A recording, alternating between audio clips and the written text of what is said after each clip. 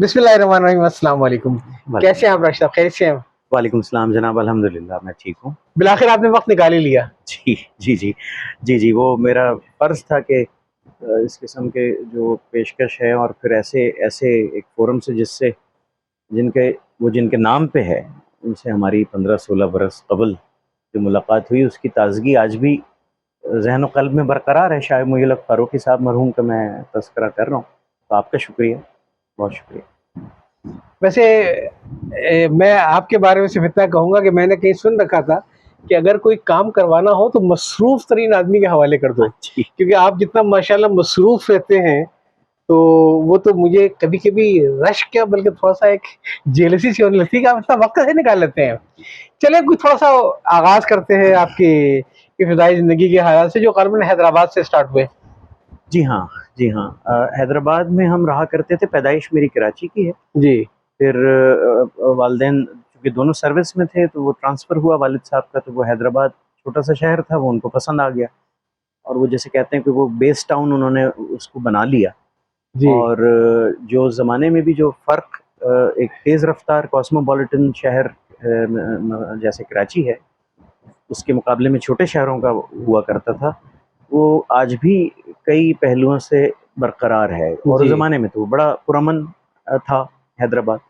शामें ठंडी हुआ करती थीं, तो कई साल फिर वो वहाँ रहे और तालीम इब्तदाई इंटर तक, कॉलेज तक अच्छा, वहीं उस से हुई। ज़माने के हैदराबाद मैंने सुना है कि आज के हैदराबाद से मुख़्तलिफ़ था और कुछ जो पुराने हिंदुओं के जो मकानात थे और जो बनाए हुए इदारे थे, वो किसी न किसी तरह आपकी सूरत में बरक़रार थे उधर? हाँ, जी हाँ, जी हाँ, जी हाँ, क्योंकि वो अभी अच्छे भी मुतमव्विल हिंदू हुआ करते थे हैदराबाद वो में। बिल्कुल, बिल्कुल ये बात दुरुस्त है और उन्होंने रफ़ाही काम भी करवाए बहुत काम लोगों करवाए, के जी, लिए। जी। और अब तो ख़ैर वो इम्तिदाद ज़माना कहिए या जो कंस्ट्रक्शन होती है और वो शहर फैलता है और पुरानी हमारे मुल्क में ख़ासकर पुरानी इमारतों को महफूज़ रखने का जो है, वो आपसे इससे पहले भी इस मौज़ू पे एक बात हो रही थी, तो कई मिसालें आपने भी दी, तो वो तसव्वुर अब ख़त्म होता जा रहा है। तो हुँ। उसमें वो चीज़ें अब तब्दील हो गई हैं वहाँ और मसाइल जो शहरों के होते हैं वो भी जी, हैं कॉस्मोपॉलिटन सिटीज़ वहाँ। के अपने मसाइल हाँ, होते कुछ हैं। चीज़ें ऐसी हैं मिसाल के तौर पे कि वो वहाँ जाके हमें ऐसा लगता है कि हम कोई पुराने ज़माने में पहुँच गए, जैसे कि बॉम्बे बेकरी की इमारत। जी। वो सख्त गर्मी में भी अगर आप जाएँ तो वो इस कदर वहाँ पे आपको ठंडक का एहसास होता है, इसलिए कि दरख्त हैं, जी। पुराने दरख्त हैं। फिर और कैंटोनमेंट एरिया के अंदर है तो जी हाँ, हाँ। वो है, तो वहाँ हमेशा भी हालिया दिनों में मेरा जाना हुआ। अच्छा। तो जैसा ये जो हम देखते हैं ना कि बाहर हम सुनते हैं मुल्कों में कि 150 साल बाद भी वो इमारत पुरानी वहीं है, वैसे ही है, उसमें कोई फ़र्क नहीं हुआ। लंदन की मिसाल है जी, हाँ जी, हाँ जी, और जी, जी, कई हाँ। मुल्कों की शहरों की मिसाल है। तो ये चीज़ अगर आप देखें बॉम्बे बेकरी की इमारत में जाके कि उसका कलर कोडिंग जो है वो भी तब्दील नहीं की गई।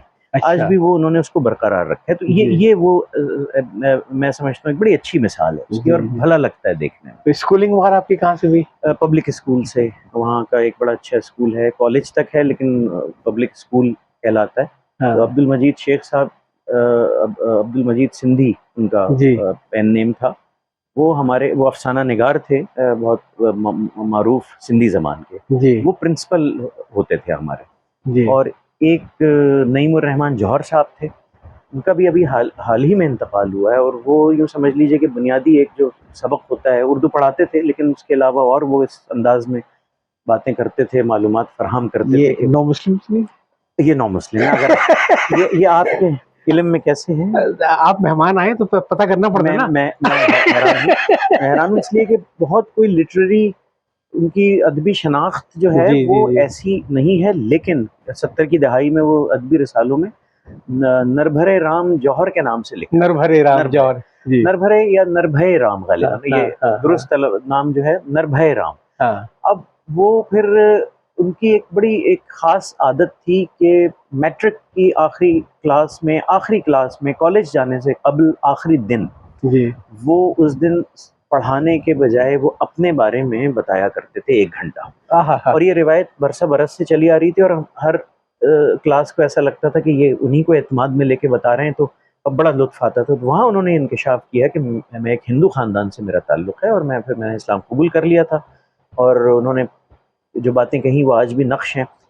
हुआ यूँ पिछले दिनों, चलिए मैं इसको एक मुख्तसर से उसमें अर्ज़ करूँ कि उन्होंने राब्ता किया पता नहीं कहाँ से नंबर लेकर, और आप बीती छपवाने की बात की। तो मैंने उनसे अच्छा। कहा जी हाँ, हाँ। मैंने कहा जनाब मैं तो सर के बल गोया मैं हाज़िर, आप जब कहें मैं हो जाऊँ।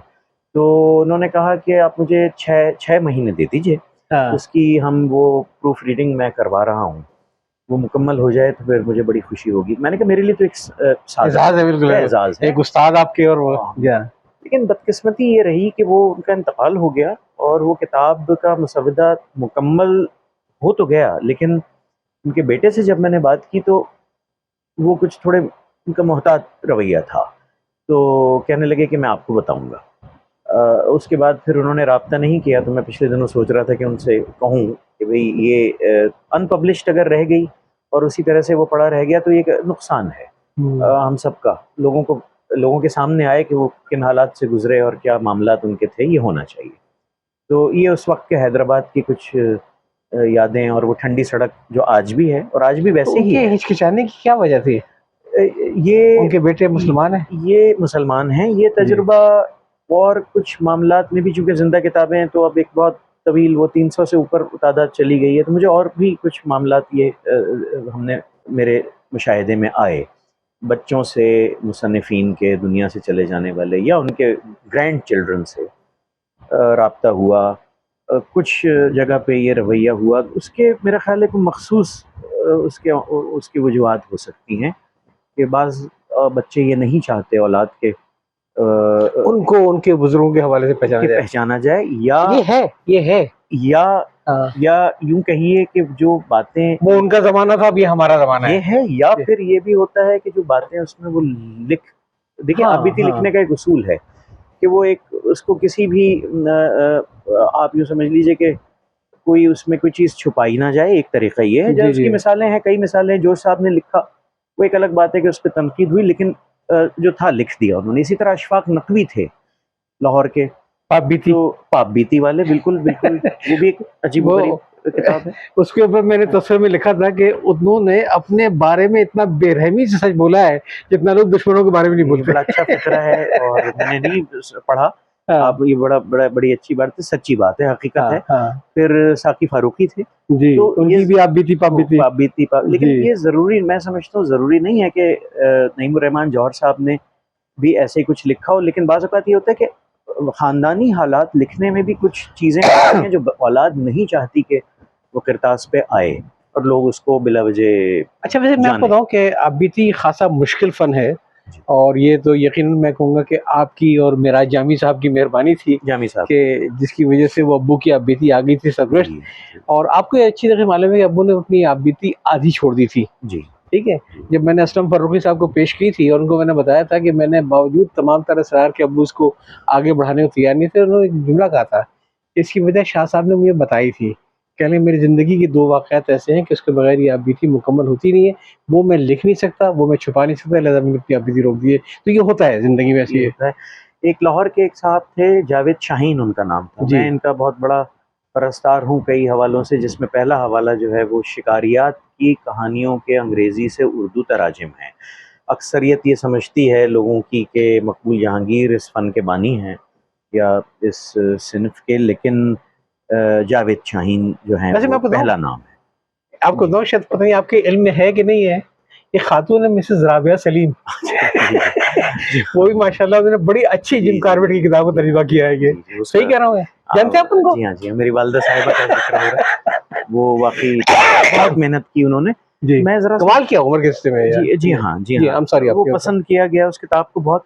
जावेद शाहीन साहब ने भी एक फ़िक्रा लिखा कि एक ऐसा वाक़या वो बयान कर रहे थे लेकिन उन्होंने लिखा अगला फ़िक्रा कि ऐसा ही एक वाक़या, मगर उसका जो महवर है और उसका जो पस-ए-मंज़र है वो मेरा घर है, लेकिन उसको बयान करने की मुझ में ताब नहीं है। ये तो होता है ये। ये बहुत सारे पहलू होते हैं कि वो आप उसको किस तरह से, क्या आप छुपाना चाहते हैं और क्या बयान करना चाहते हैं। ये ज़रूरी नहीं है कि सब कुछ सच-सच लिख दिया जाए, क्योंकि माशरा जो है वो कई चीज़ों को लेकिन कबूल राशिद नहीं भी साहब वो तो करता। मामला हो गया ना बीती का। मेरा ख़्याल है ऐसे बहुत से लोग हैं कि जिनके बुज़ुर्गों की बड़ी अच्छी किताबें थीं, हुँ, आज उनके अपने पब्लिसिटी के लाखों करोड़ों रुपए के बजट्स हैं, हुँ, जो वो खर्चा करते हैं। लेकिन अपने बुजुर्गों की किताबें नहीं शाया करते जिसका उनसे कोई ताल्लुक नहीं है। मैं आपको मिसाल दूंगा मौलाना अब्दुल कुद्दूस हाशमी साहब की। अच्छा। कितने जी बड़े आलिम जी दीन थे और जी जी। कितनी उनकी किताबें थी, क्या कुछ था ये। और माशाल्लाह मतलब सब कुछ हो गया, लेकिन ऐसे हाशमी साहब ने नहीं छापी, उनके पोते महमूद हाशमी साहब ने नहीं छापी, और वो किताबें उसी तरीके से पढ़ी है, उसके रीप्रिंट आ ही नहीं सके। तो एक ये भी होता है कि वो उनका ज़माना था, ये हमारा ज़माना है, और हमारी पहचान हमारी अपनी है। हाँ, ये बात आप सही कह रहे हैं। फिर कुछ एज एक और आखिरी मिसाल मैं दूँ, अहमद हुसैन सिद्दीकी साहब ने अपनी जी, आबिदी जी, लिखी जी, थी, जी, जी, सर। और सयाहत माजी। अब आपको मैं बताऊं कि उनके घर में कई बरस जाता रहा, और वो उसके दूसरे हिस्से का मुसविदा उन्होंने मुझे बारहा दिखाया। वो कंप्यूटर हुँ, पे काम किया करते थे, टाइपिंग करते थे, और लेकिन उसमें एक बहुत ही मामूली सी बात पे उनको ये खदशा लाहक हो गया हुँ, कि अगर मैंने ये वाक़या, जिसमें जो इंतहाई बेज़रर था, सिंध की एक बहुत बड़ी शख्सियत के हवाले से, कि भई वो फ़ोन करते थे और उनसे कहते थे कि सिद्दीकी साहब दाल-चावल बनवा के रखिए और मैं ऑफ़िस आ रहा हूँ आपके। वो केडीए में थे, एक बड़ी ओहदे पे थे। तो मैंने उनसे कहा, मैंने कहा जनाब, ये किस्सा अगर उन्होंने, उन साहब ने पढ़ भी लिया बिलफ़र्ज़, तो क्या वो नाराज़ होंगे? ये तो एक बड़ी मामूली सी बात है। लेकिन उसका भी एक वजह थी, जिस वजह के बिना पे वो उनके बेटे थे वहाँ, और वो एक किस्सा था उस इदारे में। वो कुछ गैर यानी हुँ, इनसिक्योर हुँ, महसूस हुँ, कर रहे थे अपने आप को, कि कहीं मेरी वजह से उसके ऊपर कोई बात ना आ जाए, महज़ इतनी छोटी-सी बात की। वो आप बीती नतीजतन आज तक नहीं छप सकी। जबकि हुँ। उन्होंने तहरीरी तौर पे जो इजाज़त दी, वो इजाज़त भी मैंने महफ़ूज़ रखी भी है अपने पास। पहले हिस्से की भी दी, दूसरे हिस्से की भी दी, लेकिन मुसविदा जो है वो फिर उनका इंतकाल हो गया, सिद्दीकी साहब का। तो ऐसी मिसालें भी हैं हमारे सामने। आप दुरुस्त बहुत कह रहे हैं। मुश्किल होता है सच बोलना, जी हाँ। बहुत मुश्किल होता है सच बोलना, इसमें कोई शक नहीं है।